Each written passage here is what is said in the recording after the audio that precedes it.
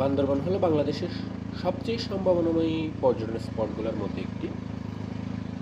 বাংলাদেশে সিজন বলেন আন সিজন বলেন, দূর দূরান্ত থেকে অনেক মানুষ বান্দরবনের সৌন্দর্য অবলোকন করার জন্য যায়।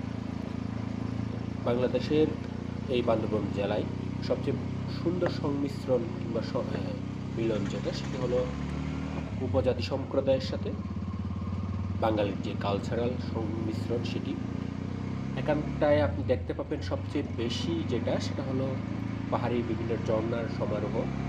এবং আমার কাছে সবচেয়ে বেশি এখানকার যে আকর্ষণীয় যেটি লেগেছিল, সেটি হলো দেবতাকুম। মনে করা হয় হচ্ছে হিন্দু উপজাতিদের যে দেবতা, সেখানে একটা দেবতার অবস্থান রয়েছিল। তার কারণে হচ্ছে এই কুমটাকে দেবতাকুম নামকরণ করা হয়েছিল।